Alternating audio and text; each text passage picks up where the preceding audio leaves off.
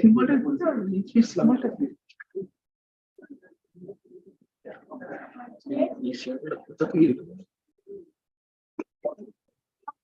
এটা ক্লিক করে দিন, এখান থেকে ক্লিক করে দিন। হ্যাঁ, 3D স্ক্রিনে করে এটা ই কেন তো ঠিক আছে। এটা সাউন্ডের জন্য, সাউন্ড এটা ছিল, এটাই থাক। আচ্ছা থাক, ঠিক আছে, থাক, যা আছে থাক।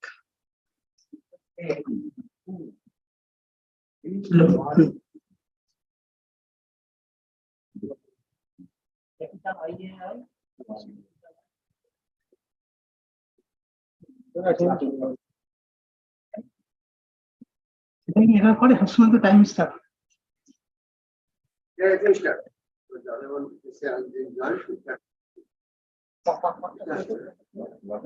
Good morning again, and welcome to session 7, session on quantum cryptography, and we have a two talk in this session. First talk is quantum effects of random function based on public random permutation by Tintin Goa, Bang A and Q, and the second talk is a proposal for device independent probabilistic quantum or obvious transfer by Jyotirmoy Vaidya, concepts of Chakravarti, Artha Vaidya, and Shomar Vaidya. So first one I have not given, so I'm writing the second one, and the Jyotirmoy was second, then it's talk. Then the talk.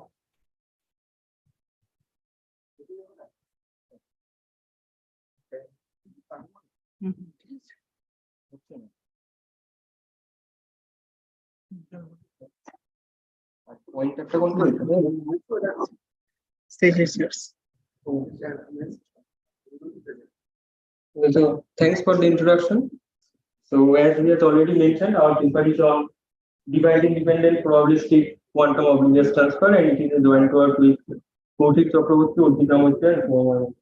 So first of all, as you all know, what is the oblivious transfer? It is a distrustful cryptographic primitive, and more specifically, for 1 out of n oblivious transfer, the server holds a n-bit database, and the client wants to know 1 out of those n bits.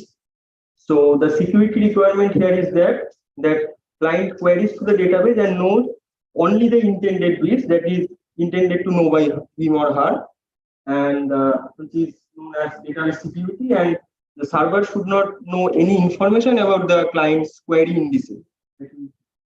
What is client knowing? So server should not know that. So this is known as user privacy. Private information retrieval is also a database query technique, which is also a distrustful one. And here only user privacy is guaranteed. That is, for private information retrieval, the client can retrieve additional bits other than the intended bits, but the server should not know any information about the client's query. But for symmetric private information retrieval, it takes PIR one step further, and it also offers database privacy along with the user privacy. Right? So the primitive on which we were working on is called probabilistic quantum oblivious transfer, or QPQ. It is also a distrustful one, but here it has some weaker security requirements as compared to the SPIR or oblivious transfer. So for QPQ, the client may have some probabilistic knowledge about the unintended bits along with his intended one, right?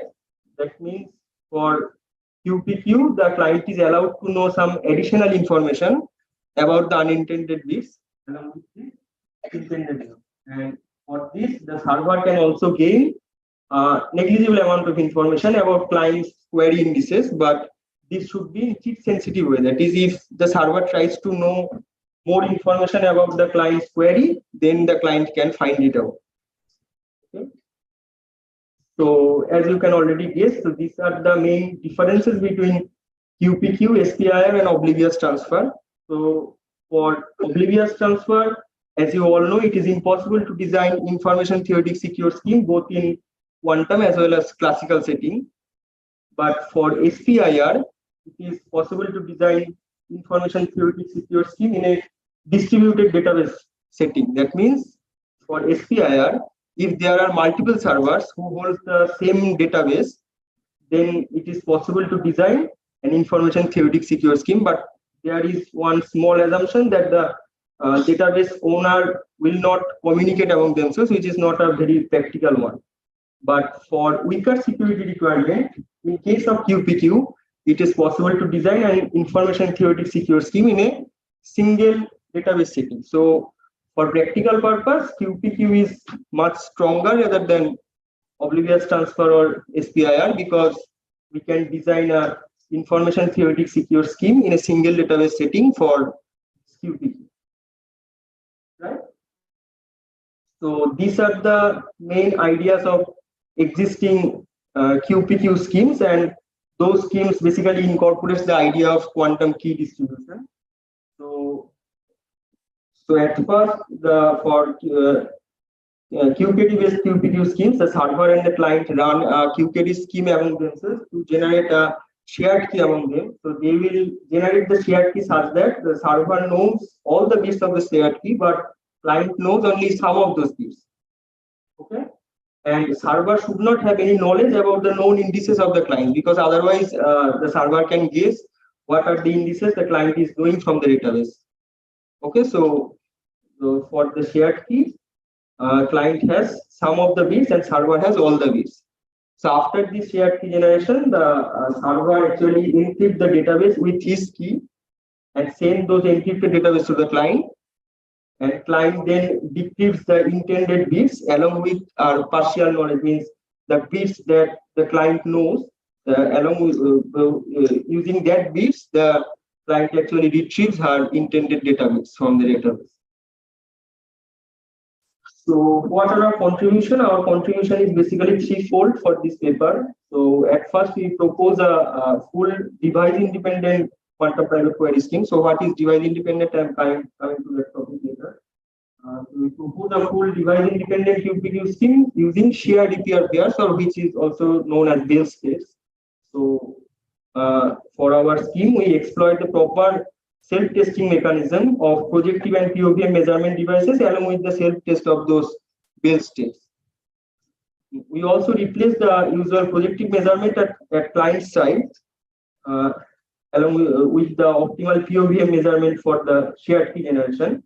And we also show that our proposed scheme is providing the maximum number of conclusive raw key bits for the client.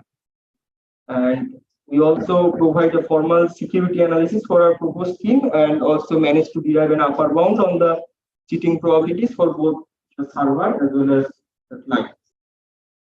Okay. So this is the outline of our QPQ proposal. So in our scheme, at first the client Alice and the server Bob share the EPR states, or which is known as Bell states among themselves. And then Bob chooses a random key at his side, and based on the key values, he measures his Q bit either in 0-1 basis or 0-1 basis. So suppose if the key bit at Bob's end is 0, then Bob measures his Q bit in 0-1 basis, and if the key bit is 1, then Bob measures in 0-1 basis. Okay, so from the shared Bell state, you can guess that whenever Bob measures his Q bit in 0-1 basis, naturally the Q bit at Alice's side will also collapse along with the Bob's result. So if Bob gets 0 or 1, then Alice will also get 0 and 1 at her side. So similarly, if Bob measures in 0-1 basis and gets 0, then Alice will also get 0 at her side, and if Bob gets 1, then 1 dash, then Alice will also get 1 dash at her side. So they here this 0 dash and 1 dash are of this form. So 0 dash is cos theta 0 plus sin theta 1, and 1 dash is sin theta 0 minus cos theta 1. So as you can check, this 0 and 0 dash, these two are non-orthogonal. Similarly for 1 and 1 dash. So now after sharing these EPR pairs and measuring those Q bits at Bob's side, what Bob will do is that Bob will declare classical bit AI equals to 0 if the outcome at his side is either 0 or 0 dash. And if the outcome at his side is 1 or 1 dash, then Bob declares the classical bit AI equals to 1. So as you have already guessed that for AI equals to 0, the qubit at Alice's side will be also 0 or 0 dash based upon the Bob's outcome. And similarly, for AI equals to 1, the qubit at Alice's side will be 1 or 1 dash based on the Bob's outcome. So what will be Alice's main intention is to distinguish between 0 and 0 dash with as much probability as possible, because if she can distinguish between 0 and 0 dash, she can conclusively guess the raw qubits at both sides. Now, it is well known that for non-orthogonal states, it cannot be distinguished with certainty, right? So that means for all the instances, Alice cannot get the conclusive outcome. Only for some of the instances, Alice can guess the raw qubit with certainty. So that's why, therefore, our scheme for AI equals to 0, Alice knows that the qubit at his side is either 0 or 0 dash. So for this reason, she will apply a POVM called D0, where this first two outcome corresponds to the two conclusive things. Means if Alice, after measuring this D0, if Alice gets D00, then the qubit is 0 dash, and if Alice gets D10, then the qubit is 0. And for the D20 outcome, it will be inconclusive. That is, if Alice gets D20, then she cannot conclude anything whether the qubit is 0 or 1. Similarly, for AI equals to 1, Alice can conclude that the qubit at his side is either 1 or 1 dash, and then based on the outcome, she can conclude that whether it is 1 or 1 dash, and if she gets a D21, then her outcome will be inconclusive. So after this operation, after this POVM operation, Alice can conclusively know some of the raw qubits at both sides, and Alice extract those qubits corresponding to this conclusive outcome. After that, Bob encrypts the entire database with his key, because Bob knows all the qubits, he generates the qubits. So Bob encrypted the database with his key and sent this encrypted database to Alice. And Alice then decrypts the intended bits along with using her knowledge of the raw qubits, the final qubits, right? So these are the assumptions for our device-independent proposal. So first of all, we assume that the devices involved our scheme follow the IID assumptions. That is, each use of a device is independent of its previous use, and all the devices behave the same in all the trials.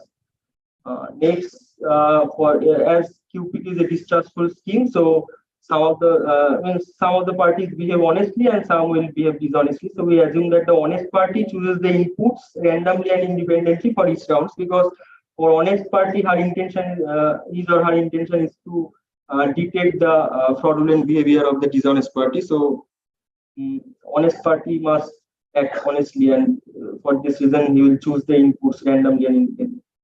And for dishonest party, we assume that dishonest party can manipulate all the devices until the start of the protocol. Means before the start of the protocol, the dishonest party can change the devices or do anything. But after the protocol starts, the dishonest party cannot change anything to the devices. That is, if the devices works in a certain way, so it will work on that way for the entire protocol. Means it will not happen that for some of the instances a device works in a certain way and for rest of the instances it works in a certain way. This will not happen. And we also assume that dishonest party's goal is not only to know as much information as possible from the other party, but also to leak as little information as possible from his side. And finally, our assumption is that there is no channel noise. That is, all the operations are perfect. So basically, this is our QPQ proposal. This is our quantum private query scheme. So here we have not discussed anything regarding the device independent thing. So now we are coming this device independent scenario. So what device independent actually is? In device independent scenario, we have not imposed any trustful assumption over the devices. So for the initial schemes, it is ensured that the party trusts the devices and thinks that what the device is claiming, it is actually doing the same thing. But later it is found that if the third party who is supplying the devices, if he or she itself becomes the adversary, and supplies any faulty devices, then some of the information may get leaked to the adversary, right? So that's why the concept of device independent comes into action. So it is a higher security notion which tells that the parties do not trust the devices. Before proceeding for the actual protocol, they will actually test the device. And if this testing phase passes with certain threshold, then the parties will proceed with the devices, otherwise they abort the scheme. So this is our basically device independent testing phases. So we assume a third party who is basically is sharing those EPR states or bail states among the two parties. Bob is the server and Alice is the client. So at first, the third party distributes these states among these two parties.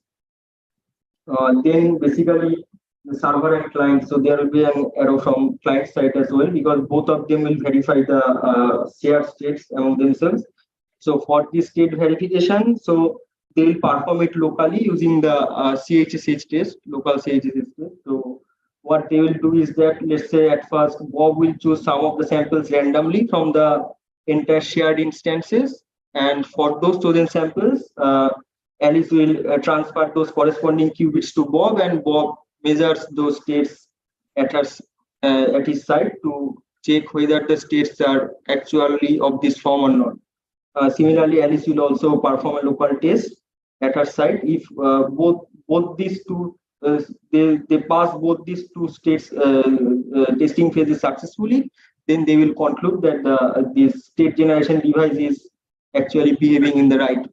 So after this state generation device, we will proceed to the Bob's measurement device. So Bob has a projective measurement device which measures either in 0, 1 or 0-1 basis. So according to the protocol, so then Bob needs to certify that devices, and in this phase, Bob's measurement device verification phase, Bob must act honestly, because if his device is faulty, then Alice may get all the qubits. Suppose instead of 0, 1 and 0-1 basis, suppose Bob's both the devices is measuring actually 0, 1 basis.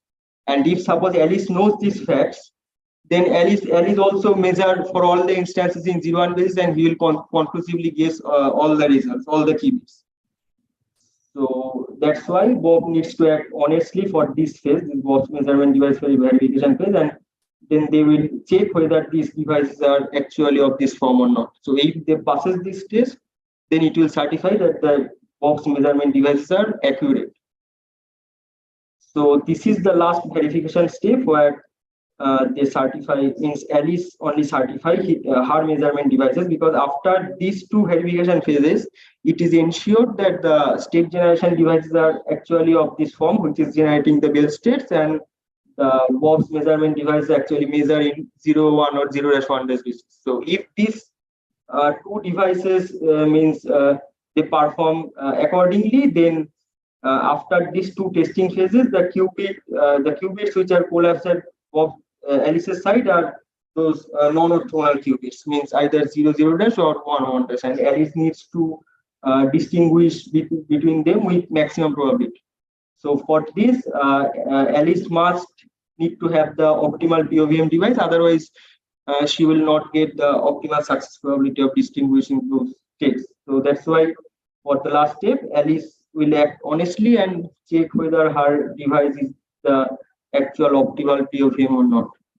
So these three testing phases actually means verify the all the devices involved in our scheme. So these three phases actually comprises of the all the device independent testing phases for us. So whether the device after this device certification, then Alice and Bob proceed to the key generation phase according to our proposed QPQ scheme. So this is a sample outcome for the after the key generation phase. So as it is mentioned, so here it is a 6-bit key, and Bob knows all of the bits because he itself generates the key. And after the POVM measurement, these are the inconclusive outcomes for Alice. Means for those instances, Alice cannot guess whether what are the key bits are.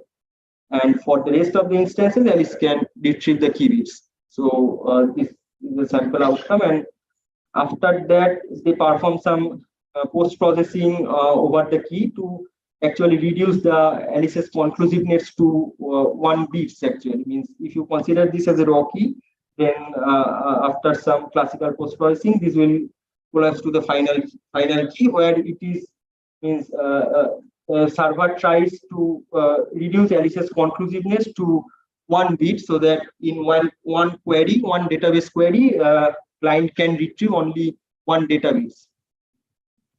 Okay, and next, the private query phase, where the Bob encrypts the database with the key at his side and send the encrypted database to the client, and client then retrieves the intended data bits using her knowledge. So how it is done? So for example, suppose client knows the third bit of the key, third bit of the shared key, and no other bits. And suppose client wants to know the 5th bit of the database. So for that, client just announces those shift, those 5 minus 3, that is 2-bit shift. So client just tells server that shift your whole key into 2 positions and then encrypt the database with the shifted key and send me the database. So from these shift positions, no information will be leaked to the server that which bits are known by client, but client can retrieve the intended database. Right?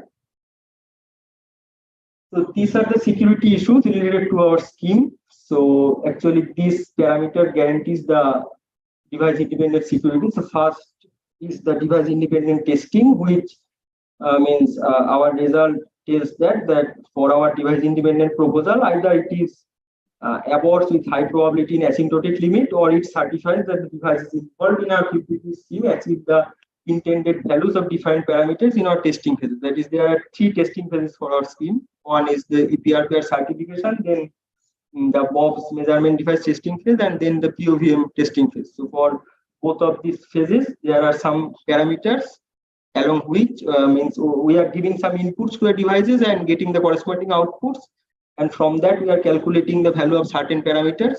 So if these outcomes or inputs matches these certain parameters, then we will tell that the devices are accurate, and if this does not match, then we will just abort the scheme.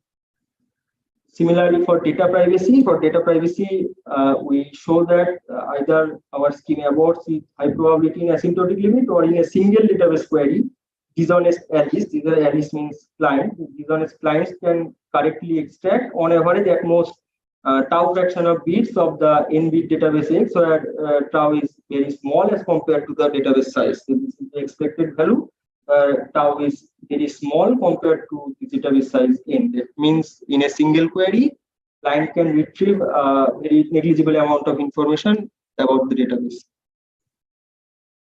Similarly, for user privacy, if IL denotes the set this I1 to IL, which is the set of indices of the L data elements that suppose the client wants to retrieve, means these are the database which suppose the client wants to know. Then after L many queries, so if client knows only 1 final key bit, then she has to perform this entire thing L many times. Means she has to tell server to encrypt the database and send in to L many times to retrieve those L many bits, right? And this after this L many queries, so either the protocol aborts with high probability here also in asymptotic limit, and or the dishonest Bob, which is the server, can correctly guess on average at most delta fraction of indices from this index set, means Alice's query index set, where delta is very small compared to this size of the index set, which is L. So for our scheme, we have derived those bounds. So for our scheme, tau is less than 2 by n, which shows that tau is really means very small compared to n, and delta is 1 by L to the power n minus 1 for some positive integer n, which shows that delta is also very small compared to L, this index size. Okay, so these are the possible future work for this direction. So one is the reduce overall classical communication. So as you can guess, after the key generation phase, that is in the private query phase, the server needs to encrypt the entire database. So what server does is that server generates the key which is equal to the length of the database, and he just perform one-time paired encryption and send the encrypted database to Bob, and Bob then just decrypt with his key. Means that just perform XOR operation at this side and retrieve the intended bits. But in practice, the size of the database is huge, so it is not a very practical to send the entire encrypted database each time. So reducing this communication would be a great thing in this direction. But the problem is that if suppose the client means declares some portion of the database, then server can immediately guess that for the rest portions which are not asked by the client, his query indices are not belongs to that part. Okay, so for this some information will be leave to the server. So it can be checked whether it can be done in some other way or not.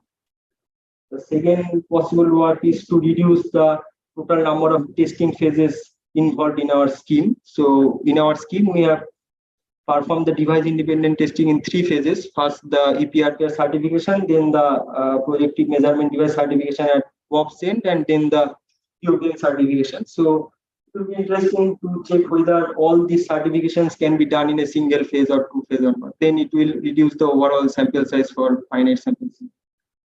And finally, the analysis of the entire scheme considering channel noise. So as we have already mentioned in our assumption that we have not considered the channel noise, that is after a device certification, if the states are perfect, then we assume that while sharing the states through the quantum channel, there is no error and the states is reaching to the parties in intact, right? So in practice, there will be some noise. So considering this noise, the analysis of this security will be interesting. So what are the possible applications? So like symmetric private information retrieval, QPQ will also have its applications in the following fields like purchase a song from the iTunes catalog. So suppose there are many songs in a server and whenever you have to pay for songs, so the server should not allow you to get more songs other than whatever you are paid, right? So in these scenarios, QPQ can be applied. Similarly, suppose extracting a patient's medical data chart from health record database or retrieving the fingerprint data to verify his identity. In these cases, QPQ can also be applied. And as the recent QPQ schemes incorporates the idea of QKD, means quantum key distribution. So QPQ can also be a near-term application of quantum internet. Right? So in summary, what we have done is that we have proposed a QPQ scheme using Bell states or EPRPRs with full device independent certification. That is, we are not assuming any trustful assumption over the devices before proceeding to the protocol. We are actually checking the devices, and if this passes the testing phases, then we will proceed with the actual device, right? And our proposed scheme provides the optimal number of data bits to the client in a single query because client performs the optimal POVM at her side. And we also managed to derive an upper bound on the cheating probabilities for both the dishonest server and the dishonest client. So here is the link of the full version of our paper. That's it. We can take question answer offline during the session. So now we have a next talk. Yeah. So we have a next talk. It's quantum attack on field functions, visual communications. As a due to network connectivity, we have a CS sent a video recording. So we will select video recording. All will be available online for question answer session.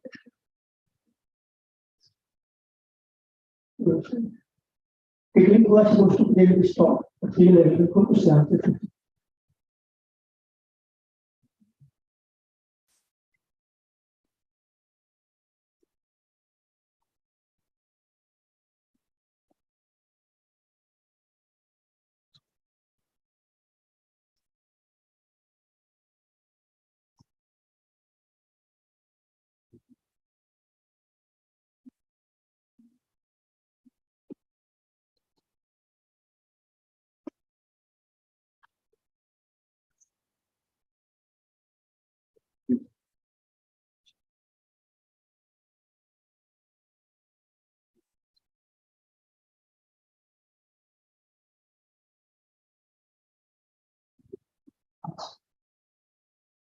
For many cryptographic designs, it also offers.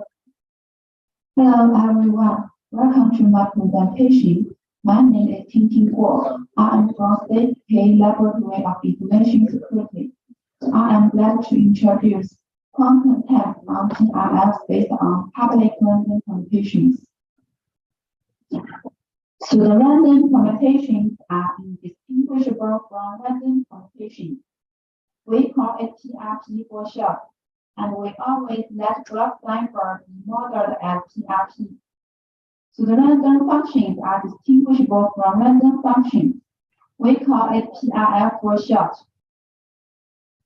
For many cryptographic designs, it also offers better security when replacing the underlying PRPS with PRF, such as Wegman-Tucker map, CTR encryption mode, and the GCM authenticated encryption mode. However, dedicated end-to-end bit PRF designs are scarce. The well-known PRP-PRF switching lemma suggests simply viewing the PRP as a PRF. However, it makes the cryptographic designs be limited to only birthday-bound security, that is to say, n-second bit security, assuming the size of the output of PRP is n bits. We see a design is a m-bit secure PRF if it needs about 2 to the power of m queries to distinguish a PRF from a random function. Thus, plenty of researchers make a great effort to transform PRPs to PRF with high quality. Fortunately, there have existed 4 main PRP to PRF transformation methods in achieving security beyond the birthday bound. They are chunk, XOP, EDM, and EDMD. Chunk truncates the output of a n-bit block cipher by m bits, resulting in n plus m second bit security. XOP is the result of one PRP exclusive or another PRP. EDM and EDMD serially perform 2 block ciphers. As T1 and T2 are 2 independent keys, then the 2 block ciphers modeled as 2 independent PRPs. XOP, EDM, and EDMD based on such PRPs all provide n-bit security. It is well known that designing a block cipher is more complex than a keyless public implementation, as the former involves evaluating the underlying key scheduling algorithm design. We don't need to store the wrong keys in public permutation-based design. In addition, the theory of analyzing the security of any cryptographic design based on public permutation is full-fledged. Therefore, it has been an extraordinarily popular approach to design cryptographic schemes based on public permutation straightforwardly. We introduced the security of PRF based on public random permutation. Assume function f based on permutations pi1, pi2, and so on, and use kk, where the superscript for pi indicates the distinguishers have the 5 directional steps. Assume function rho is a random function. We call the queries to f or rho construction queries, and the queries to pi1, pi2 primitive queries. The security of PRF based on public random permutation is the minimum number of quantum queries of all distinguishers to distinguish these 2 function systems. Now we introduce concrete PRF design based on public random permutation. We can view PRP as a PRF directly. One of the most famous public permutation-based PRPs is Evan-Mansker cipher. We call it EM cipher for short. Here, pi is a public random permutation, and the T1, T2 are 2 independent keys. However, it only provides birthday-bound security with respect to the block size by PRP-PRF switching lemma. Researchers try to design public communication-based end-to-end-based PIF that provide beyond birthday bound security with only one off-chip communication course. At Crypto 2019, Chen et al. Firstly delved into the methods of designing such PIF. They presented the general design of a PIF with only one public communication core, and the whose communication is preceded and followed by any linear mapping consisting of bitwise exclusive of and scalar multiplication. They show that such construction cannot be secure beyond the birthday bound for any linear mapping in the classical setting. So later, researchers tried to design PIF with higher security by making true public communication cores. In recent years, plenty of such PIFs were proposed, such as SOKAC series, SOEM series, PEM-MED, ESSOM, PEEM. Among all of them, some of them are secure up to 2/3 bits. There have existed tests for computation-based PIF in the Q2 model, which means hackers can make superposition queries to a quantum oracle of US, where F is a classical primitive implemented on a quantum computer. For PIFs with one computation core, Wakado and Kaplan et al. Firstly recovered the keys of EM cipher by constructing periodic functions based on the example and applying Simon's algorithm with about n queries to recover the secret period, which is useful for key recovery. For PIFs with true computation cores, Singagawa et al. Presented key recovery tests against the SOEM series. They successfully attacked SOEM1 and SOEM21 with quantum querying for polynomial times by applying Simon's algorithm, and SOEM22 with about 2 to the power of n second n quantum queries by applying Grover-Simon algorithm.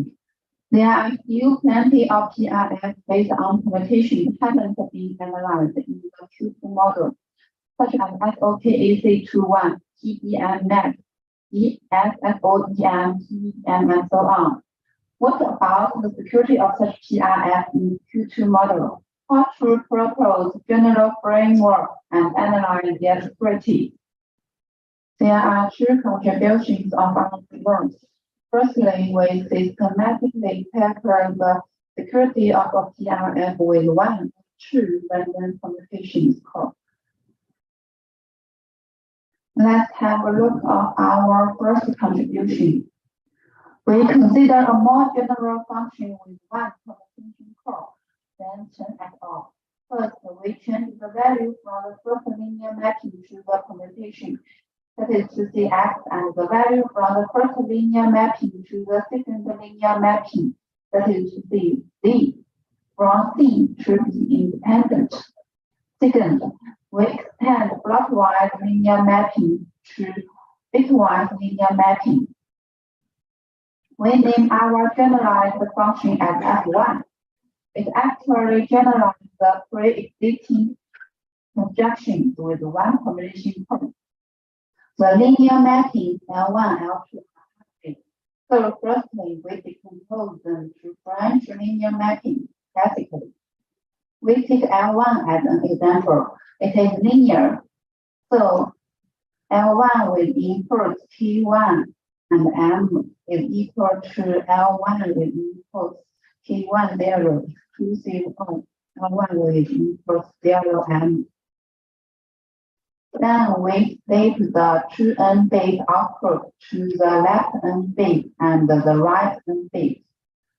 We use L11 with input T1 exclusive of L12 with input M to express the left n bits and L13 with input T1 exclusive of L14 with input M to express the right n bit, where every branch linear mapping Lij maps n bit to n bit. So we suppose L1 to L11, L1 to L13, and L14. Similarly, we can dispose L2 to L21, L22, L23. Then we get the position of function F1 like this. Secondly, we simply find the position form. Let E denote a value only related to P.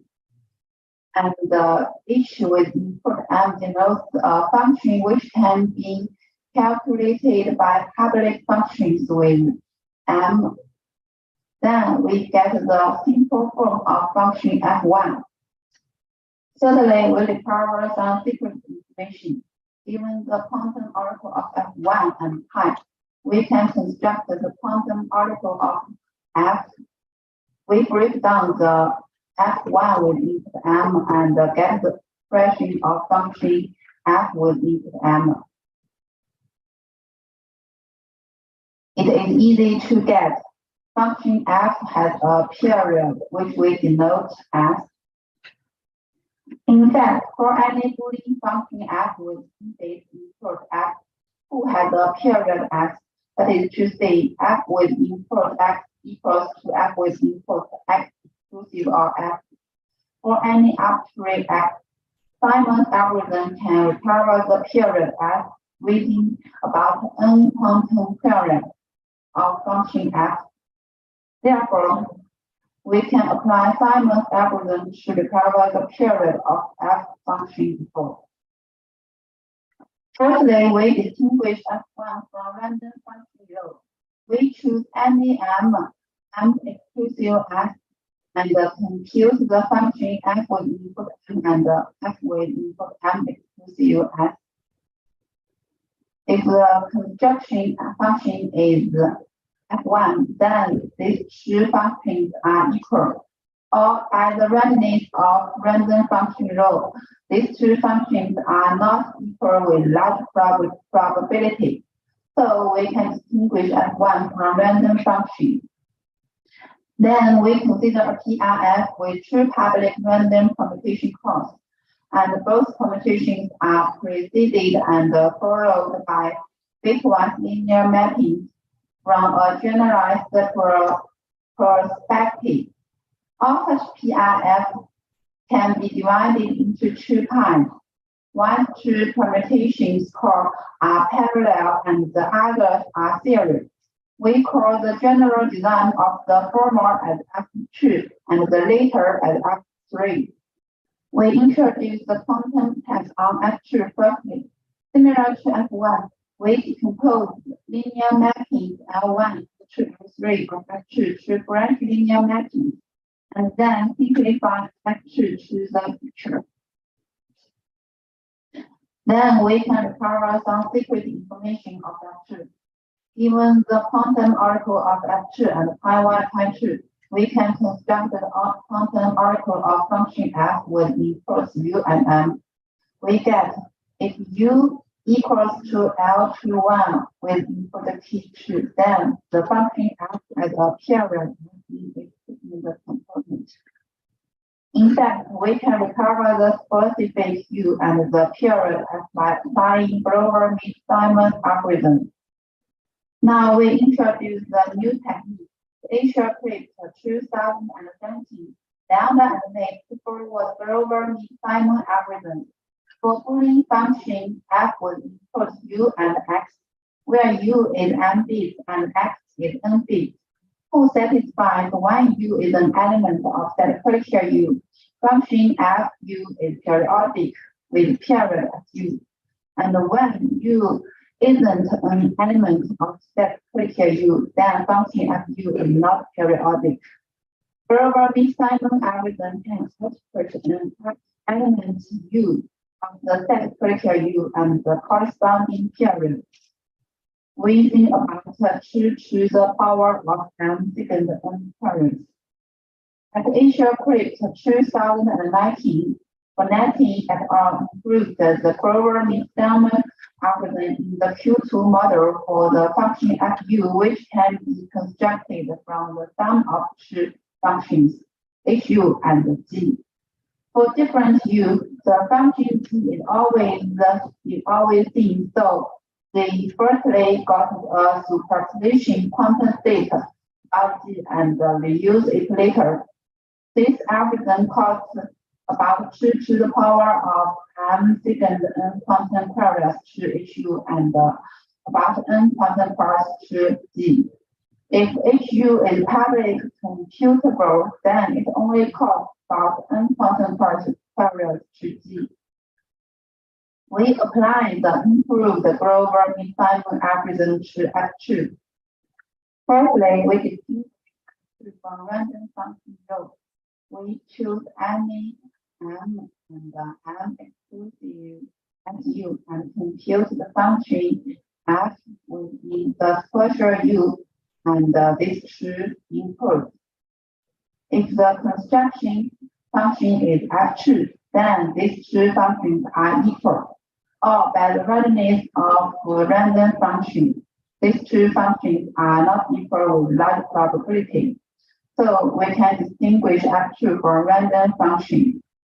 The quantum attack of F3 is similar to F2, so we omit it. We put the query complexity of our quantum attack in this table.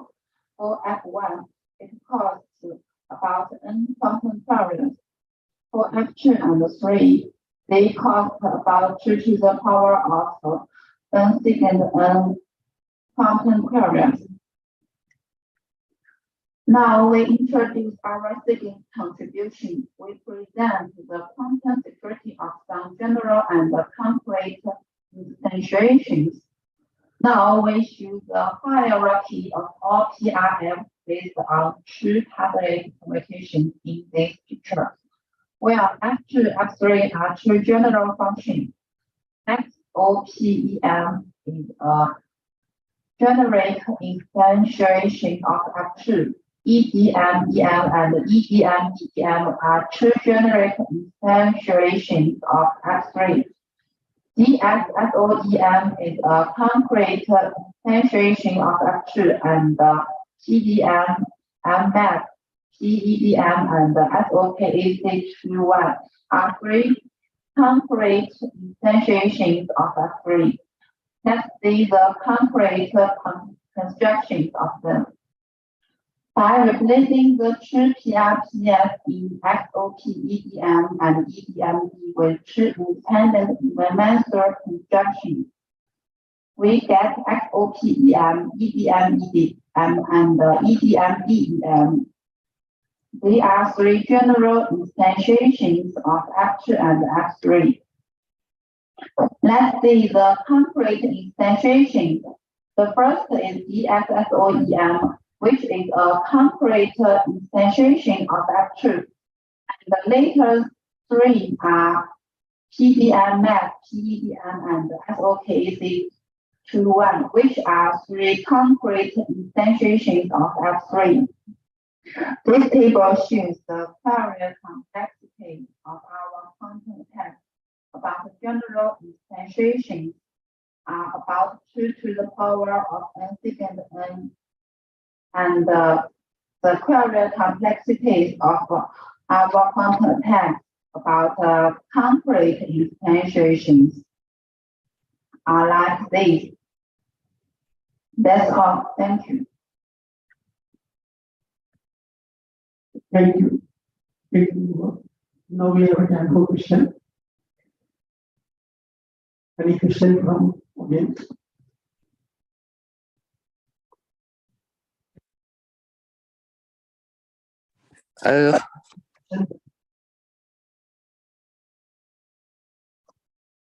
Let's thank the speaker again.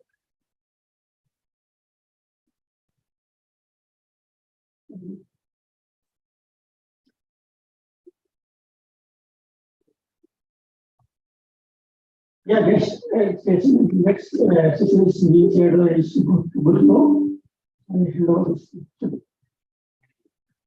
So the next session will be on post-quantum crypto. There are three talks in this session. So the first talk is titled Revisiting the Security of Solvent or UOB Signature.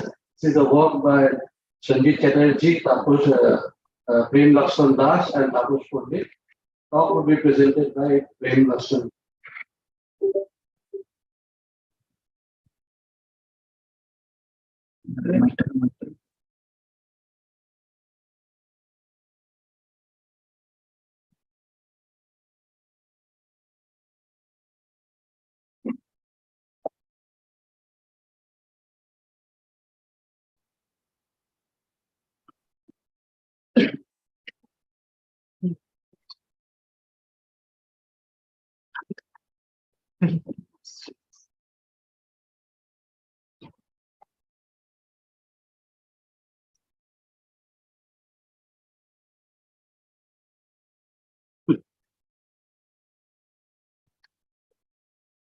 So thank you to the organizers, the referees, and the program committee. So I'll be presenting my work jointly with Sanjit Chatterjee and Tapas Pandit. So Sanjit is in IIC, Tapas was at IIC, now is at SRM University, and I'm from South Chennai. So you can direct your queries to any.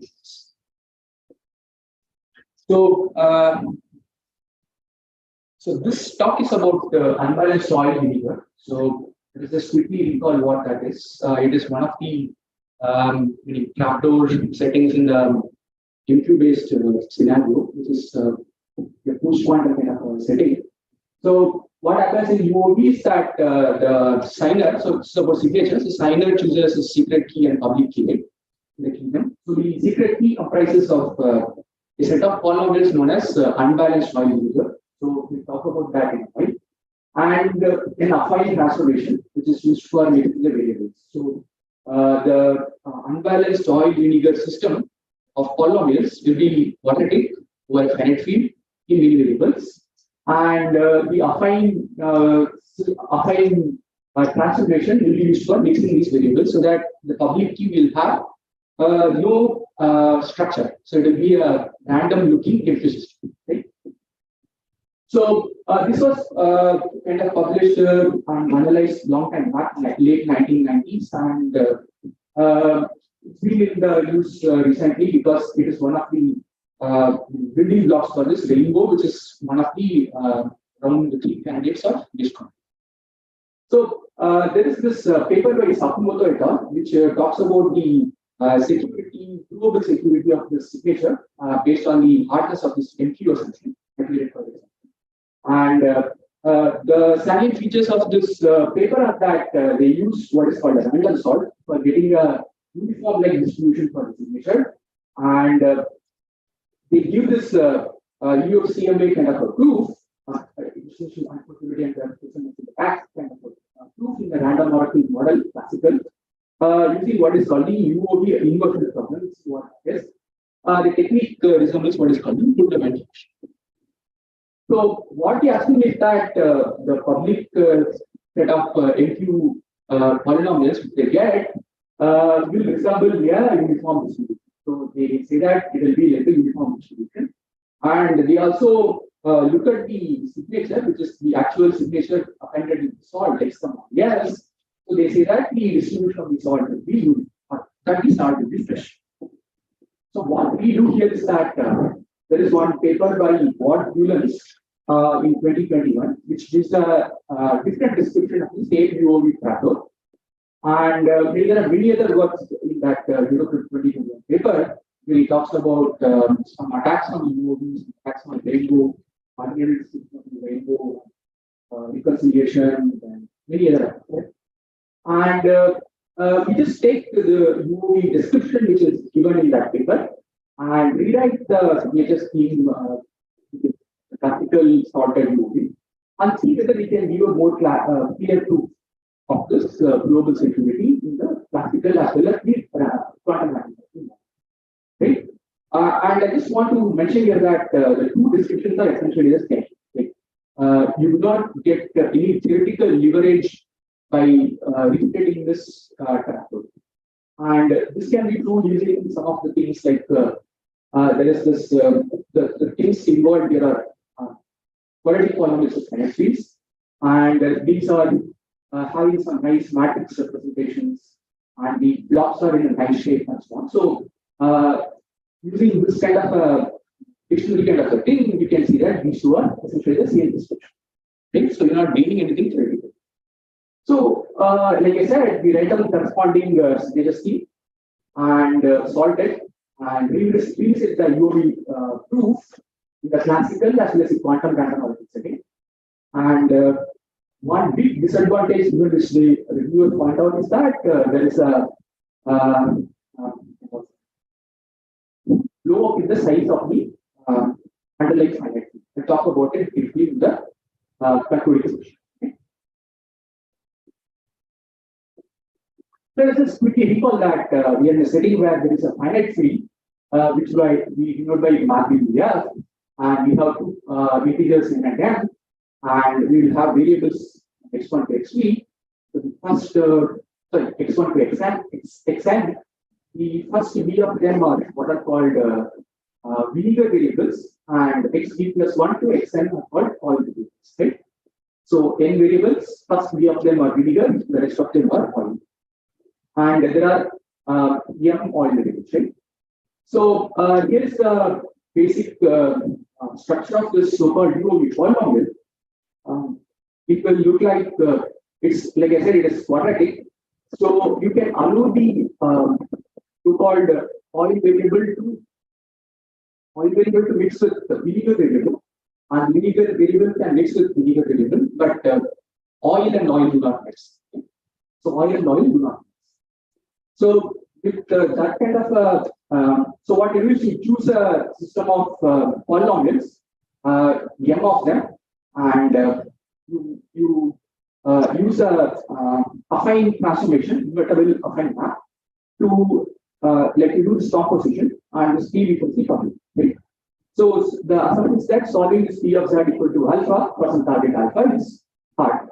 And if you know the tractor, what you do is you assign values for all the vinegar variables. So the resulting system will be linear in the oil. So whatever you assign for vinegar, you concatenate with the oil solution. That becomes a satisfying assignment for this P of z. So it's easy. So what is the alternative description? So what William says is that you can set up this UOB tractor in another way. It's essentially what you do is you choose, right? Recall that there is F, there is N, there is M, there is V, and what you do is you choose a random subspace uniformly at random of dimension. Sorry, it should be dimension M of this F power N. So F power N is a vector space. So choose a dimension M subspace of this and pick it. Then what you do is you choose a group of M M2 polynomials in n variables vanishing on this O. So it's uniform, it's completely vanishing on the subspace in the O. So the tractor information is a description for the subspace O, which is of dimension. And sorry. So the homogeneous polynomials and the invertible map, you just compose them, you get a problem. Okay. So this P is the system, random system of polynomials. I'm sorry, it has to be homogeneous system of two polynomials together with this invertible linear map. So recall that it was some even non-homogeneous is a classical description, but this is more towards homogeneous kind of a setting. So here it is homogeneous system of UOB polynomials together with the invertible map that gives you homogeneous polynomials. Okay? So you can see that assuming that you are in the homogeneous in the classical setting, these two can be seen to be equivalent using some basic stuff within paradigms. So now the main thing is that you can solve it easily in the classical setting. So can you solve it easily in the different kind of? So it's easy. So what you do is that you choose a random V coming from F power N, and then we use this what is called this polar form description of this quadratic form. So you have a system of quadratic forms here.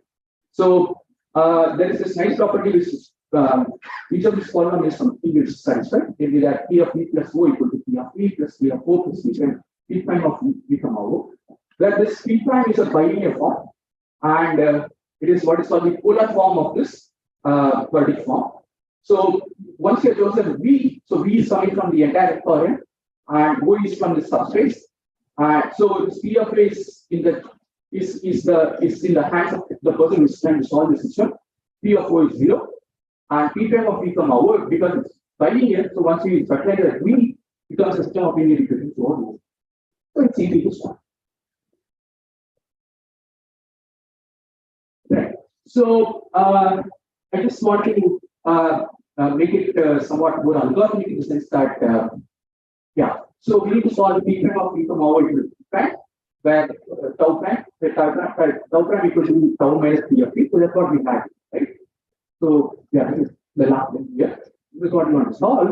So what we do is that we go to the matrix description of this quadratic form. So we have a linear form like this. So G prime of x comma y is x to power x transpose mg prime of y mg prime times 1, right? So this is the matrix description of the underlying quadratic form. So this we have for every G coming from the public system P, right?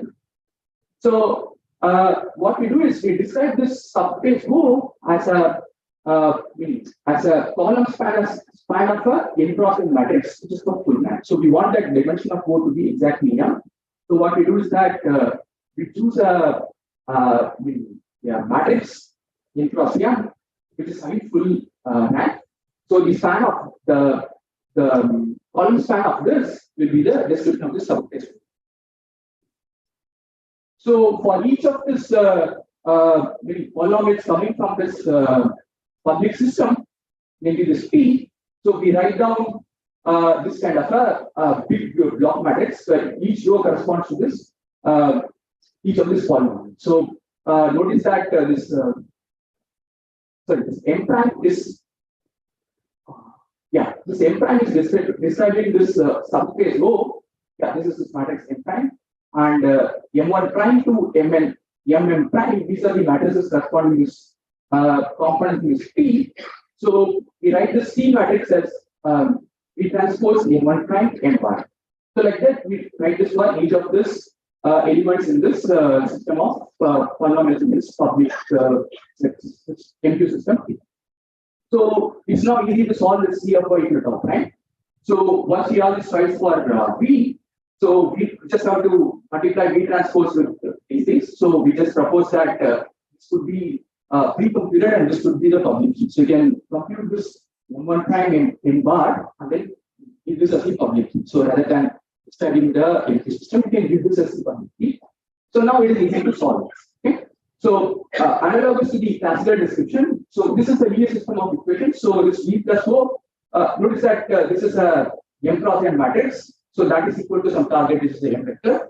So if you can solve it, then you get a solution V plus O. If not, you drop it and choose another random. Okay. So now that we have this description of the trapdoor, we saw that it is easy to resolve this trapdoor. It is resolve this P of Z equal to tau if you have the trapdoor information. You can write down this sorted signature scheme.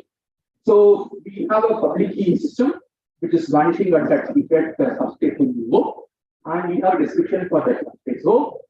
And signature is I'm just saying that it is involving solving a system of equations. There is some more to this. We'll talk about this in the next slide. And as usual, we verify, as in the case of any MQ-based system, is just taking a system of MQ equations and then evaluating that assignment, seeing that it's equal to the actually target. It's similar to the classical systems. So now we just see the structure of the sign module. So, like I said, this is more about the global security of your sorted UOB. So what we do here is that we just focus on the signature part and see whether we can give a clear proof for this or not. So like I said, how do we resolve this? So we call that, how do you sign? So we have this h of m. So we have to solve this p of z equal to h of m. We saw how we can solve it in the case that is UOV discussed in this alternative description. So what we do is first sample this p and then compute this big matrix. We'll just put it here. So we compute this matrix and then construct this n cross n matrix C with C here as the rows. Sample yes, and then you set the target to which you are trying to solve according to the solved yes. Okay. So you hash m appended with yes, and then compute tau time equal to tau minus p of v, and then you solve c of y equal to tau. Okay. So the random assignment you choose for solving this code is chosen in the first step, but the sort is coming in the fourth step. So usually it's the other way. Even the classical UOV is classical sorted UOV is the other way. But because the trapdoor is having the alternative description, it has to be like this in our step. Now this is routine. So once you have a solution, just compute this O equal to m bar of u. Recall that m bar is that full rank entropy matrix is subspace O. So compute z equal to v plus O and then publish this z comma s. Okay. So this is the sign. So we see that the public keys are of the same size. So we are assuming that we can compute this mg m bar and then we publish all these mg m bars as the public key. In which case, let us not worry about the secret key. The public key is the same. It's because the same. The representation of public key is the same size in both the keys. And it's I'm just handling it. It's just easy to verify that key can sign and verify will be of this similar order. It take time of similar because you just have to resolve maybe one or two systems of n cross n. So I'll just quickly go through what is the ingredients for proving the universal infinite proof. So we just need to look at this p prime of v comma dash. So that dash, the dot becomes dependent on the random choice of your sort.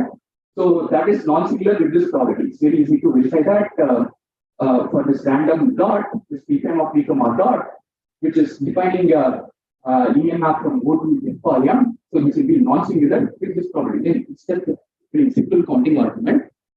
And use this definition of what is called statistical distance between two discrete random variables x1 and x2 with common support. We just use this kind of a definition, which is definition. And what we do is that we prove that the distribution of the output signature. So if we describe this UOV, sorted UOV in this manner, so the distribution of the output signature deviates from the uniform distribution by at most 1 by q. So recall that q is the size of your finite field. So we show that the distribution of the output signature deviates from the uniform by at most 1 by q. And we also show that the distribution of this p of x, where x is chosen uniformly at random, so that is also having, so because that p is a uniformly drawn P is a uniformly drawn system of infinite polynomials, but it is vanishing at that O. So if you specialize that from value x, so this p of x becomes a random variable.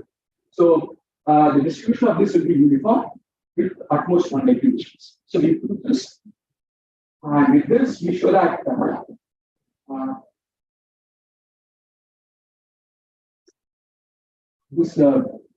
this UOV inversion problem, meaning that given this P, which is vanishing at a subspace O, so it's not anything. It's a random system of NP polynomials, but it is vanishing at that O, the subspace. So given this target, why can you find x such that satisfy nothing, right? So assuming the interactability of this problem, we show that this sorted homogeneous UOV signature is UOV signature is classical random.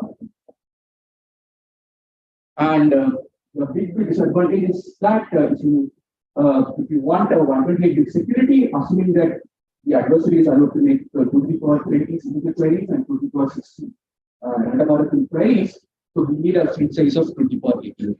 So which is pretty bad. It was pointed out by the reviews also. So we just extending along, and we look at silicon system distribution and from also number of mathematical queries. We use some techniques by Marx and Henry to do that. This is just is quantum mechanics. So some of the things which deserves our attention are that with finite field size, which is something like pretty bad. And then, so one of the reviewers was asking, so it seems obvious that he's saying that it seems obvious that we can extend it to non-homogeneous case, but we do not see how it is going to. And then, so we are also thinking of how can we tweak this description so that we get small finite field size, as well as we can do a clean quantum mathematics. Sorry, quantum. So these things we are just thinking about.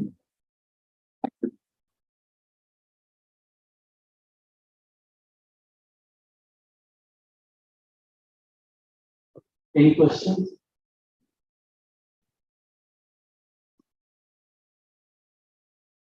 Okay, so there are no questions. Let's thank once again. Next talk is on 2 remarks on the vectorization problem. The authors are Wouter Castrix and Nathan Vander Meeren. Hope I am pronouncing their names correctly. Apologies if I made a mistake. And the talk would be presented by Nathan.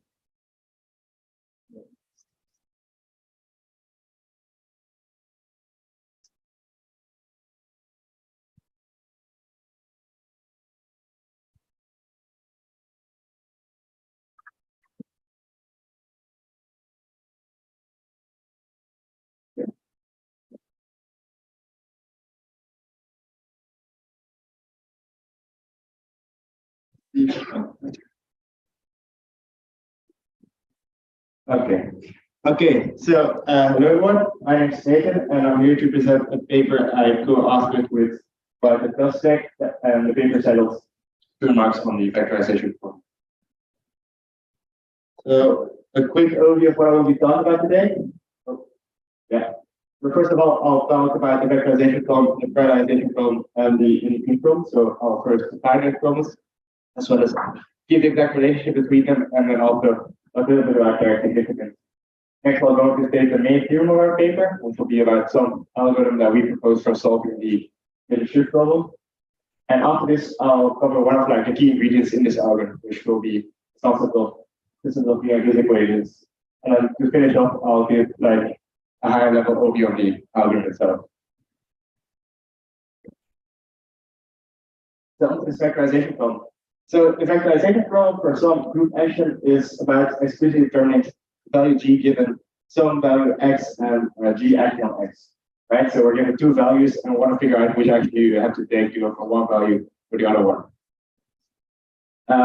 Good example for this is for the following group action. So exponentiation in cyclic groups. So let's assume x is some cyclic finite group of order n. And in this case, you see that the vectorization problem actually reduced to discrete logarithm problem, which is I think something more well known. Something I also want to add here is that the cryptographic protocol C-side is a problem which to some extent also relies on the fact that this problem is in general hard to solve.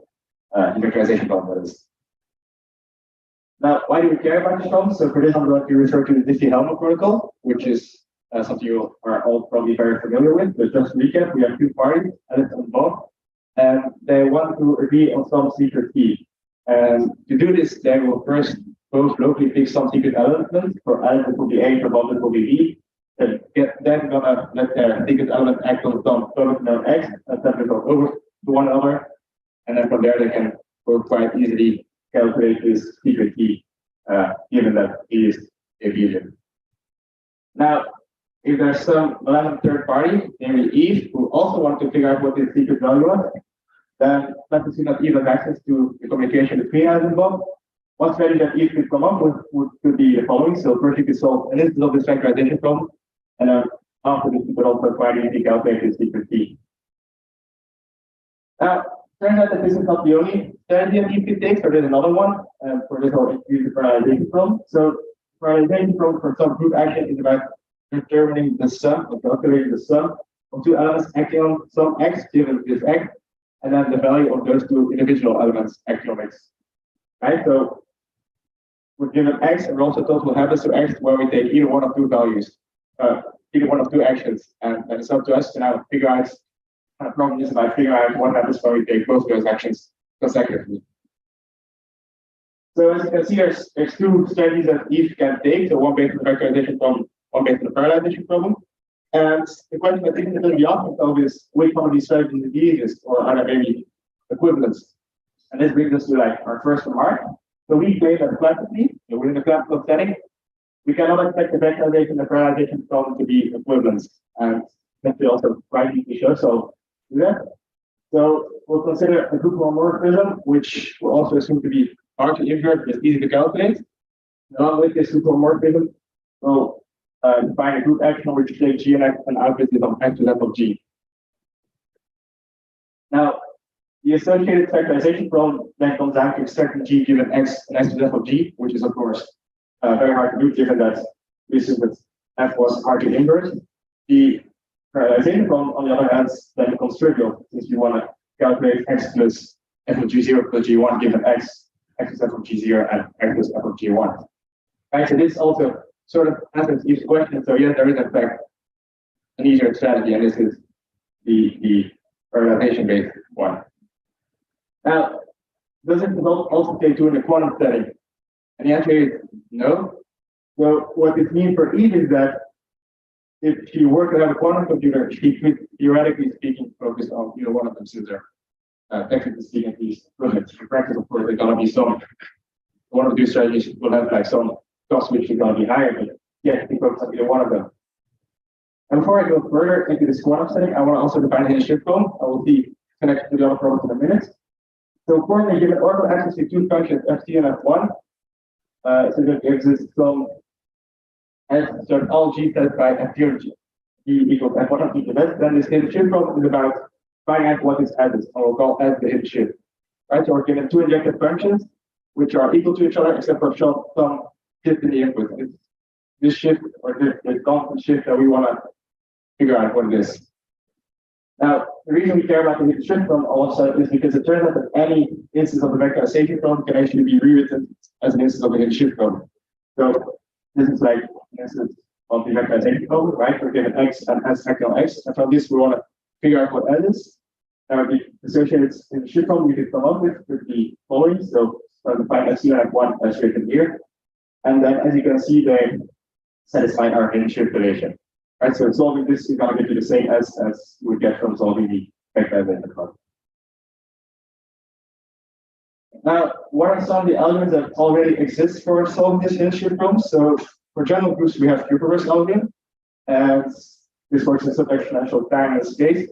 And there's a lot of other algorithms which are variations of this algorithm, but to my knowledge, none of them really break through this sub-exponential time barrier. There's also another approach that has been taken to not just focus on general groups, but like on specific groups, and try and figure out if you can maybe use that specific group structure to make an algorithm which is a lot better. And a good example for it, I think, is this group. So for this group, you can use Sinus algorithm, which gives a time complexity and space complexity, which is obviously a lot better than the one you can use in Kubernetes algorithm.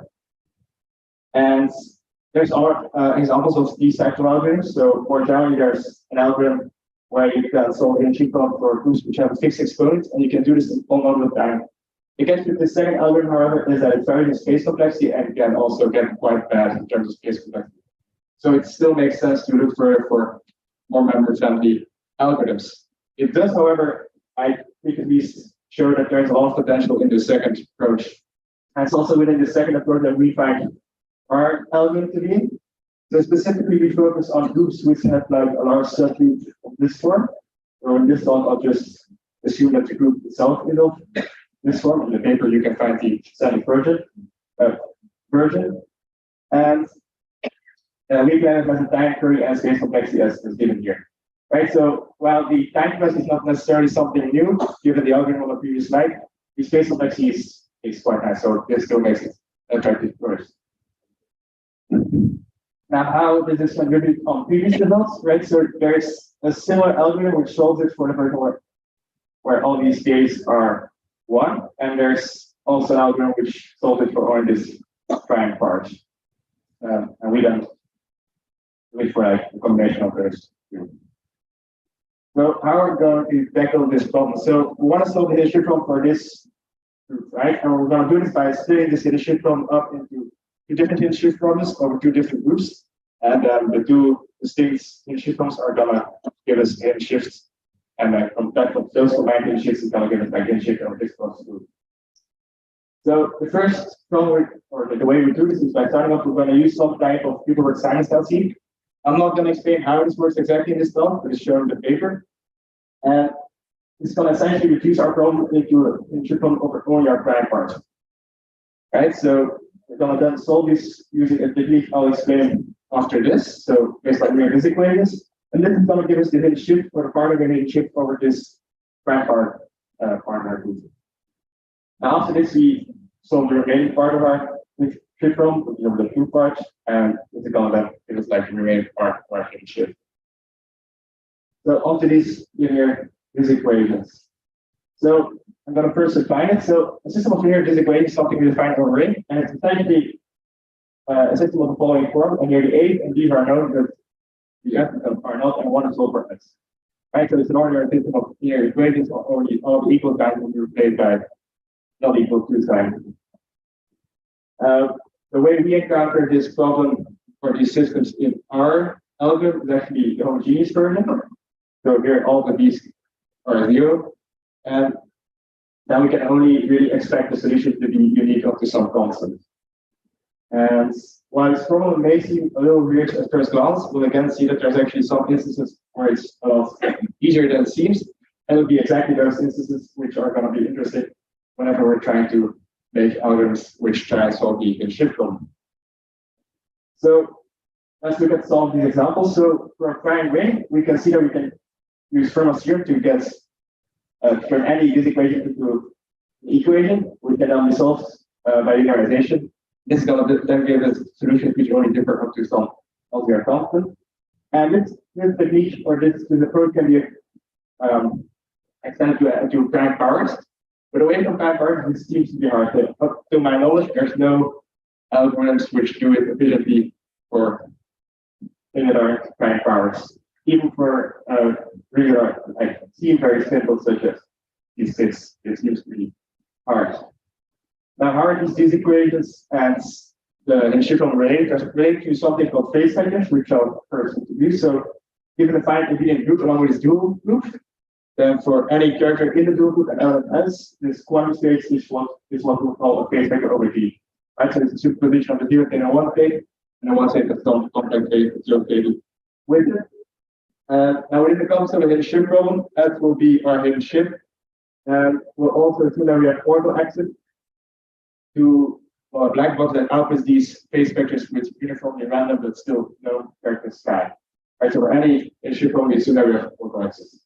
It's important. So the exact way that they are then connected is, it turns out that any phase vector can be turned into a disequation. I'm going to show how this is done for this group, but it can be introduced for any APD group, really. So we start by just using our black box to sample a phase vector. And yeah, the way that the character, the value of S can then be written as. And we're going to measure this in plus matrices, which is 5 here. So the probability of then getting a minus in our measurement is given by this formula. And this information is useful because essentially what this tells us is that if we do measure a minus, then the probability of measuring minus prior to this measurement could not be 0. Because otherwise we would have been able to measure it. So this then in turn implies that chi of S is not equal to 1, which is a disequation. And it turns out that this is actually equivalent to the homogeneous disequation that we saw earlier. Right? So what you take away from the slide is not necessarily this procedure, but really the idea that for any hidden shift problem, we can turn it into a system of linear disequations given access to cycles that output these phase vectors. Now onto the algorithm. So I'm gonna show the element for this group, just because it's not short to write down the group I was writing down earlier, but it can be extended to any subgroup of this algorithm quite easy. And yes, to start off, we're going to again use our black list to sample phase vectors of this group, and then use the C I mentioned earlier, return these phase vectors or get phase vectors over only the prime points. Now what we then have is essentially a shift over only this prime part of our group, which we can solve by using our viz equations to it, right? We turn the phase vectors into viz equations. We solve this, and at this point we have part of our hidden shift of this long constant. Now, right now we can't really know or expect to know what this constant will be, so we just on a guess value, and then all we have to do is solve the hidden shift of the remaining part, these two parts. Again, we'll use the sieve to turn the phase vectors into phase vectors over only the 2n group. And when you turn these phase vectors into these equations, you're going to get phase vectors or these equations modulo 2, which are really just equations. This is going to give you your least significant bit. And at this point, you can fill this in and just repeat it, right? So you keep doing this, you keep uncovering or repeating more bits. And at some point, you're going to have found all of your bits, and then you can check if your initial get for this constant is correct. Now, if it is, then great, you're done. If not, you go back and do it for again. It shouldn't be like that many constants, so it should take like that long. Now, to finish off, I want to give like a quick summary and some things I want to take home. So started in the classical setting.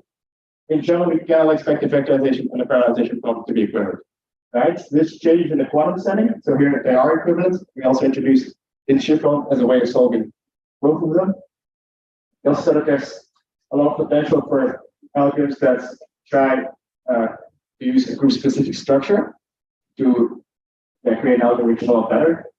And we saw that any Chiffon can really be turned into a system of linear disequations given access to the black box. And then to finish up, I gave a memory training algorithm. Yeah, that's it. Thank you.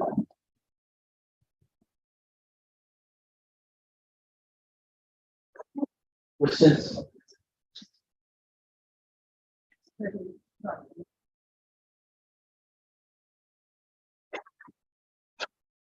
Great, thanks for a very nice talk. I have two questions, very naive nature.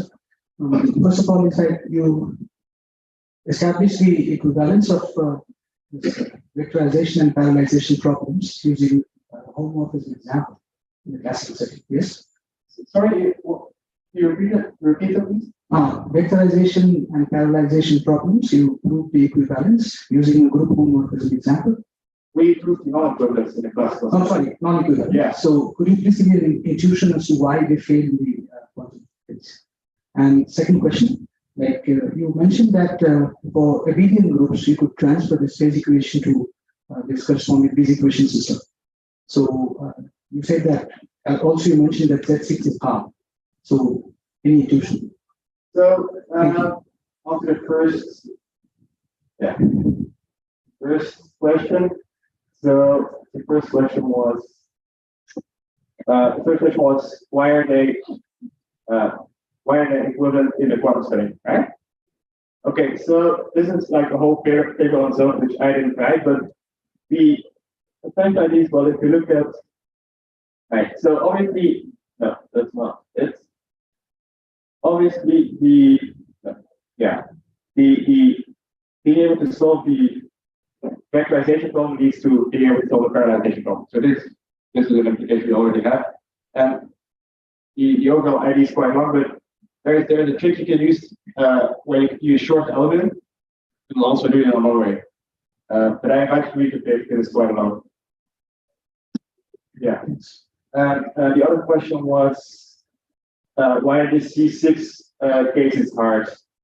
The basic idea is, right, so this is quite an easy result. The basic idea for this one is that you can't really use translation to like some power and get this equation directly because you'll have zero divisors in this grid. So there's not yeah, there's a trick you can still use where you just look at individual digits. Zero devices should be a problem. You still have you mentioned that in the later slide that you could transfer this phase equation to a system of these equations for any abelian group. I think you mentioned that in comment. Yeah. So what stops you, like any equation? You can still turn it into a system of linear equation. It's just hard to solve this efficiently. Yeah, maybe I didn't make that clear. So it's for this group or this thing and this thing, we can do it quite efficiently. Away from prime cars, this turns out to be hard, or at least as far as I know, there are no algorithms that do this. Okay. Thank you very much. Thank you. So in Kubernetes' original paper shows that the abelian hidden shift problem is the same thing as dihedral hidden subgroup problem. So do your methods generalize to the dihedral hidden subgroup problem? Yeah, so do these results transfer to the dihedral? Yeah, so I believe that Kubernetes in his first paper also proves that the dihedral in his subgroup from over the dihedral group is equivalent or to the hidden shift from using again Shor's algorithm. So yeah, it transfers, but you're gonna have to use his reduction to.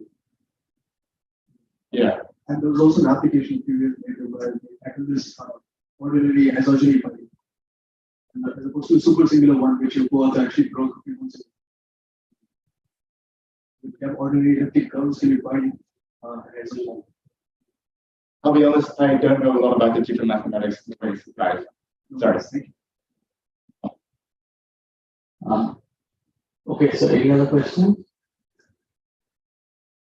If not, let's thank the speaker once again.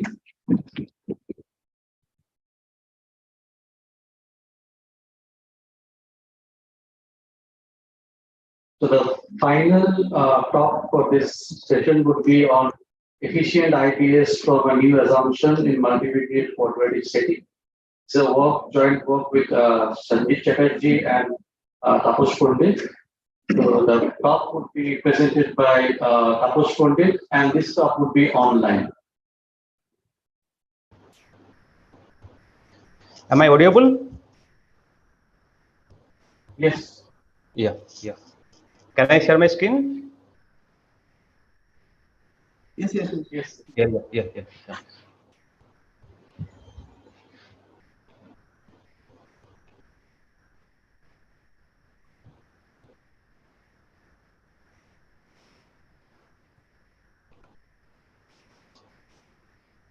Good afternoon, everyone. This is Taposh Pandit, one of the authors of the paper Efficient IBS from New Assumption in the multivariate quadratic setting. First, I talk about multivariate quadratic polynomials system, in short, MQ system. MQ system is nothing but collection of M polynomials, quadratic polynomials, of course, in n variable. So here you can see the expressions, right? So this is actually, you can see something called 2-degree terms, linear term, and constant term. So all the coefficients basically are coming from underlying field F. So if all the polynomials are evaluated, then we will get m number of components. So that is what P can be viewed as a map from Fn to Fm. Now I'll talk about hard problem. So MQ problem is one such hard problem. So in the MQ setting, basically. So given a random MQ system, or you can think of random quadratic system, and a random target, then this is about to find x star such that Px star equal to y star. In other words, basically you have to solve the system against the random target. The decisional version of this problem is NP hard, and the problem is believed to be quantum safe because no efficient algorithm either in a quantum setting or classical setting is not one. Now I'll talk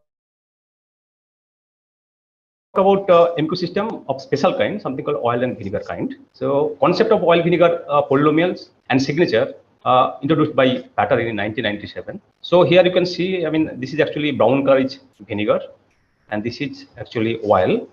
So one can easily transfer this vinegar part from this container. Basically, I mean, one has to pour this one into another container. So this is something called separating oil from vinegar is the essential idea of this kind of construction. Now I briefly discuss about oil vinegar structure. So here X is a collection of all variables, X1 to XV plus M, V plus M equal to N. I mean total number of variables. So brown color represents vinegar variables and purple color represents basically oil variables. So here M stands for number of equations and also number of oil variables, and V stands for number of vinegar variables. Now we talk about something called a multivariate polynomial of oil vinegar type. So same expression, something called, you can see, but you can look at the 2-degree term. First variable always vinegar. So this is basically structure, you can say. And in other words, you can say that there is in this expression there is a no oil term. So this is basically something called some core thing of the structure. Collection of M such map will be generated by math cal F. So that is called central quadratic map of oil vinegar type. So now the question is that given such a random MQ system of oil vinegar type this time and a random target, can you solve? Yeah, this time you can solve because idea is very simple. Just assign random element to the vinegar variable and system becomes linear in oil variables, right? Then by using Gaussian elimination, you can easily solve. So this is the basically core idea of oil vinegar signature scheme. Now, based on this oil vinegar, we'll discuss a signature scheme. So here is a keygen algorithm. So this is hash function from message space to yes, F to the power M. F is the underlying field, cryptographic hash function, and we need something called secret key or something called trapdoor information. So here, random, oil vinegar map that is denoted by math calligraphy F. So this is actually part of the secret or a part of the trapdoor, and this public key will be computed by masking or something called concealing the structure. So yeah, so that can be done by choosing a random bijective linear map. For simplicity, you can think of a matrix, non-singular matrix. So this is basically composition basically public map, and this F and T information together actually secret key or trapdoor. Now I discuss something called how to generate signature and how to verify. So this is basically this is shown by this picture or diagram. So yeah, so to sign a message, first compute digest, then solve oil vinegar polynomial to get X dash, then we apply T inverse to get the signature. And verification very easy. So to verify a message and signature, compute hash digest, also compute P of sigma, then test whether they are equal or not. If they are equal, signature is accepted, otherwise rejected. So many schemes have been studied based on this oil vinegar signature. Some secure and efficient variant of oil vinegar signature are, plain unbalanced oil vinegar, in short UOV, and salted UOV. Now I'll talk about syntax of ID-based signature. So has similarity with normal digital signature. So but here you can see something called red color one, that is something called some different setting, something called ID-based setting. So this setup is run by a third party, something called trusted authority, PKG, private key generator, to generate public parameters and MS key. And that authority will run this key extract algorithm to generate secret key for different identity. So MS key will be used. So MS key is something called master secret key that will be used. Once a user having this secret key can sign any message to generate the corresponding signature. And verification basically check the validity of the signature. So it will take public parameter, message, signature, and ID. And 1 means accept, 0 means reject. Correctness saying that for all run, for all public parameters, corresponding public parameter and corresponding MS key, and for all legitimate secret key for the identity ID, if a message is signed under this secret key, something called legitimate secret key, then verification always accept that signature against message and the identity. So that is the correctness. Now I'll talk about something called security model. So it basically captures the real scenario or real attack model. So in the real scenario, adversary will get the information of the system. For example, public information always available because the public key part, and also that is a public parameter in this situation. And also adversary may have access to some secret key, also some message signature pair. So in the to model that, actually we define a game between a challenger and an adversary. So adversary will get the corresponding public parameters, and to simulate the actual environment. So the adversary is given two oracle. One is key extract oracle, other is sign oracle. Adversary can query, corresponding oracle to get the corresponding answer. So that can be done in any order. So at the end, adversary will produce a forgery sigma star on message star and identity star. So advantage of the non-triviality. That means actually this will be valid, and ID star was not requested to the key extract oracle, and M star ID star was not requested to the sign oracle.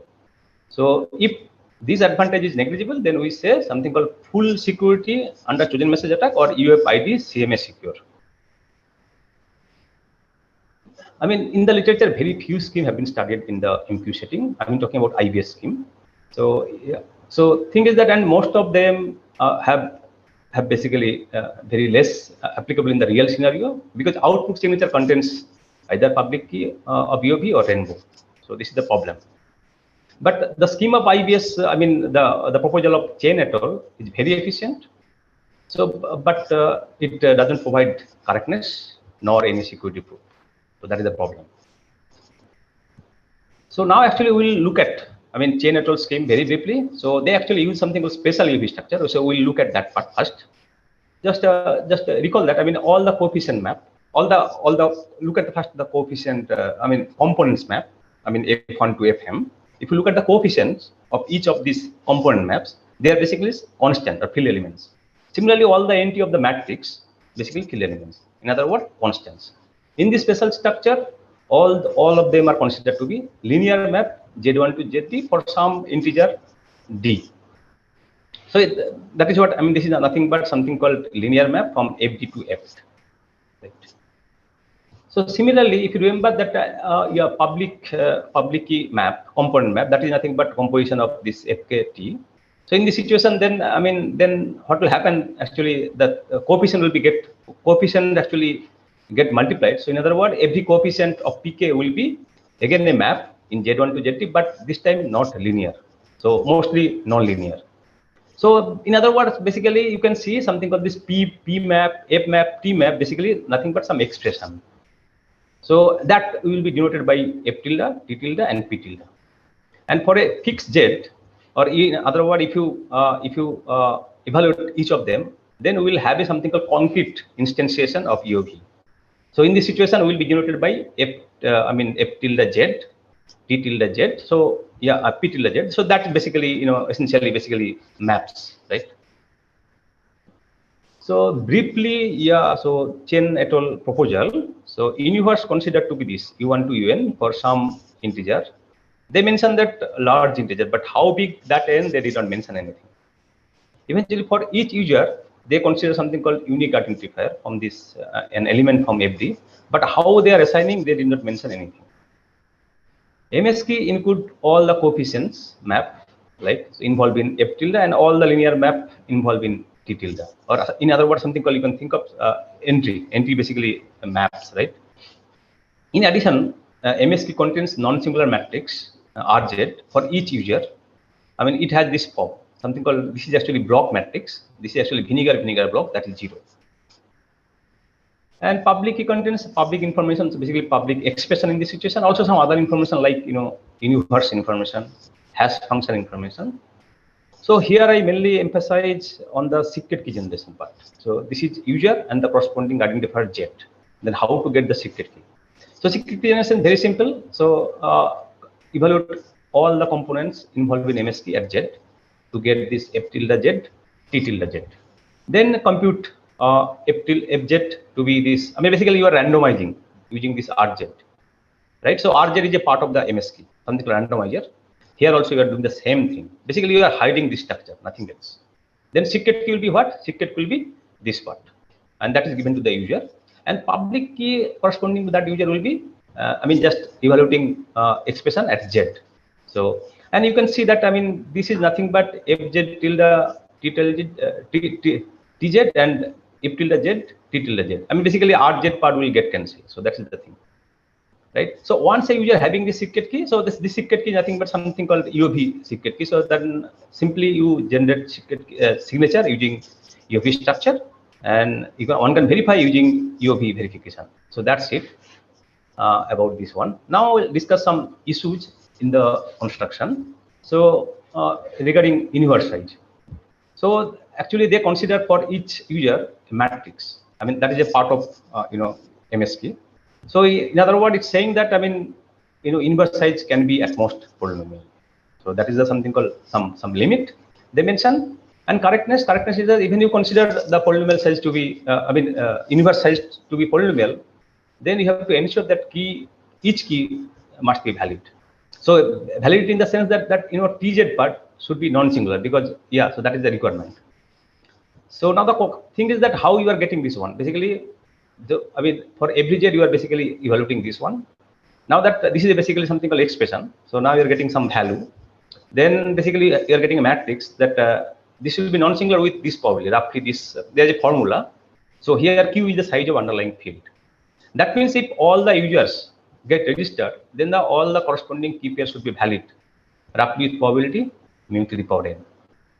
So that means for correctness, one has to ensure that this quantity should be non-negligible. So now thing is that even if you consider n to be polynomial, then also you cannot concretely say that this is non-negligible. So now actually we in this proposal, our proposal, we address those issues. So so I'll talk about briefly here. So here this is actually function. To compute Z part, right? So that in the proposal Z part was not the way Z was computed, that did not mention anything, right? And also we are considering something called salted UOV. That is what false space coming. So one thing you notice that actually this is, some token is coming. This is a map from this will take ID and token, then it will generate a Z. Structure is same structure, F tilde, T tilde, and P tilde. So you can see the public parameter more or less same, but something modified thing you can see. And also here we considering that the universe to be, enumerable size. So any string can be identity. And also you can notice that the MSK part, RZ is not included. That means some efficiency you are gaining. So here I only emphasize on the keygen part. So for this identity, how to generate secret key. So first generate a token from this token space, and then compute Z, something called unique identifier. Then check whether, then evaluate basically this T tilde at Z. Then check whether this is non-singular or not. If non-singular, that is okay. Otherwise, keep doing this. So suppose non-singular, then pick up or sample this matrix. This matrix is basically something called non-singular matrix, but has special structure. Something called this. Oil block is 0, right? So then you get this corresponding FZ part, something called basically you are randomizing the thing, and similarly here also you are randomizing this T tilde Z part. And here something called, in addition to their construction, so token part will be here. So in their part, token was not considered. And signing part, basically you are considering something called salted UV part. So this is actually R is a salt part. So R is coming over here. So you can see this is actually salted signature, salted UV signature. But final signature, IVS signature, token should be part of it. Now verification also we are doing something called salted verification. So basically given token, you can compute Z. Then you can compute the public key. So once you have this information, simply run salted UOV verification. Now some features of our proposal. So something called unbounded IVS. That means size of the public parameters does not depend on the universe size, right? And we improve the MSK size because we do not store this one as a part of MSK. And so scheme eventually original proposal also. This proposal eventually original proposal enjoy the same efficiency of UOV in the sense of size of signatures, signature verification time, and signature generation time. And interestingly, actually, something different from their scheme. So actually, our proposal enjoy formal security reduction that is done from a new assumption in the input setting. So now we'll talk about some more hard problem. So here something called little bit modified one you can see. So now in this situation, P will be something called UOV public map. So other thing is same as original MQ problem. So this problem is no harder than MQ problem. Yeah, so this problem again, quantum same, because no efficient algorithm in either the classical setting or quantum setting is known under, of course, under judicious choice of parameters. So we define new parameters, something called new assumption that I already mentioned. So new parameterized weak multivariate quadratic problem. So this problem is no harder than the WMQ problem. So problem looks complicated. So so basically this problem actually captures some information that is required to handle secret key or key extract query in the reduction of the underlying IBS. So better just look at this one. So this is basically information that is given to the adversary. So P tilde, P tilde is the original information. I mean, something called expression, and also look, a random subset is chosen. So V from F to D, and size of V is new. So new, you can think of number of key extract query if you want to relate that problem to this corresponding reduction. And for each member of V, so a secret key generated. Secret key means the way actually we have done in case of proposal. So this is actually secret key component. Then also we have given something called Z star, that is something random from the FD, but not inside V. That means for this Z star, no secret key is given. And you know that for every secret key is something called randomized. I mean, something called their structure is hidden, right?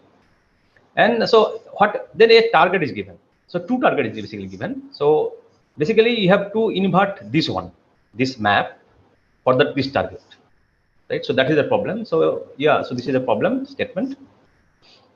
And we have given a reduction for a special case of the proposed problem. So basically from 0 PWMQ problem, that is done from WMQ problem. Basically, it can be shown that they are basically equivalent.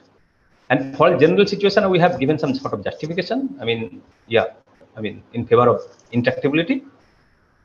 One can give a reduction, of this in this weak model. This is basically something called, this is a model where secret key oracle is not given. So that security can be achieved by 0 PWMQ problem. And our proposal, modified proposal, enjoy full security from this problem. New PWMQ problem, where new is the number of key extract query. Conclusion, so we have proposed efficient IBS in the MQ setting by modifying existing one, and security reduction. For security reduction, we introduced a new problem in the MQ setting, and we could not justify that security in general sense, but we provided some justification towards its possible interactability, and we leave a more rigorous cryptanalysis of the newly introduced problem as an open question.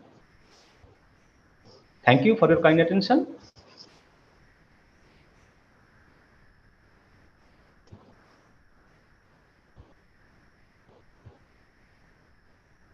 Questions?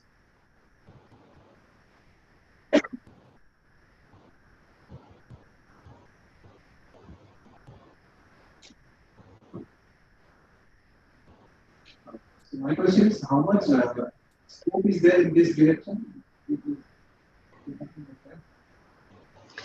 Can you repeat your question, please? What I want to know is how much scope is there? Scope in what sense? You are talking about, IBS, or talking about multivariate? IBS. IBS. Oh, yeah, IBS. Something called, there is something called application. Basically, asking for what is the application, right? You are asking for what is the application of IBS, right? Yeah. So if I assume that, then actually you can see something called MANET, application of MANET. So MANET is one such application that can be used for emergency purpose, like something called emergency operation, something. Yeah. So that can be done. MANET is one such candidate where you can use this IBS. Mobile ad hoc network, right? Actually, my question was something else. So I think in IBS, this is an old, it's been there for a time. IBS, what you did, but my point is, if someone is trying to study IB-based protocols and quantum system or whatever, so what is the scope now? If you could comment on that part, like for research directions only. Research direction. So one thing is the challenging is that IBS in the post-quantum setting. So that is the one direction. I mean, for example, multivariate, it can be lattice-based, it can be some other setting, something called post-quantum setting you can think of. And eventually, if you have some schemes, for example, if we talk about multivariate one, so here the main challenging part is that public key size is huge. So if you, I mean, one research can be how to improve public key size. Okay, thank you. So, any other question?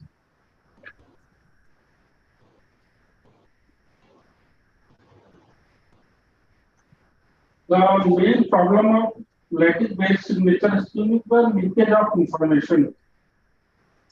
So, what can you comment about this IBS system or multivariate signature? Actually, voice is breaking. So can you repeat your question, please? So, in lattice-based signature scheme, the main problem is leakage of information. Yeah. So, what can you comment about this IBS or multivariate signature? So actually, I do not know because side channel thing, other things I don't know because I'm not expert in that side. So maybe some other people can say about because. So from the designing point of view, if I have any question, then I can ask because I can answer because this is something called more or less something called related to side channel, right? General question: why?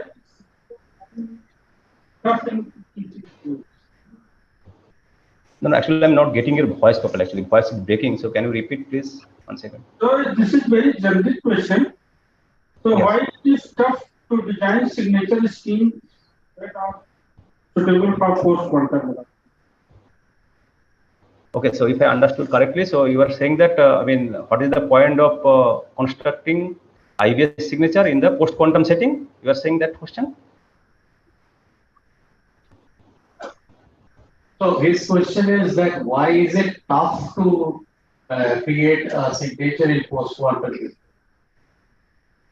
Actually, your voice is breaking, so that is a problem. I'm getting problem. Maybe my side problem, or maybe your side. So the question is that why is it hard to create signature schemes in post-quantum crypto? Yeah, so not multivariate. You are talking about mainly, yeah, including multivariate maybe. You are talking about multivariate, right? Lattice-based, code-based. Okay. So the main point is that I mean something called giving. I mean at the end you have to give a reduction, right? So you have to choose some hard problem that should be quantum safe. I mean quantum safe in the sense that I mean no quantum algorithm can break that underlying hard problem. So that is also on the challenging part because nowadays I mean someone proposed some hard problem. So maybe next couple of years, I mean after some years actually things are broken. So that is also one challenging task. Then once you have this underlying hard problem, quantum safe hard problem, then you have to give a reduction. You have to make the things probably secure. So that is also challenging one because here you have to handle something called random oracle, not the classical oracle. So that is pretty challenging. Yeah, that sense. Okay, so any other question? If not, so let's then thank the speaker once again. Yeah. Thank you. Yes.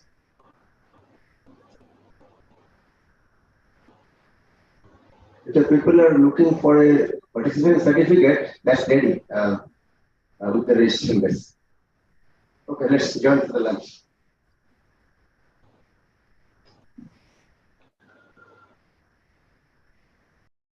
Until the time we have to watch.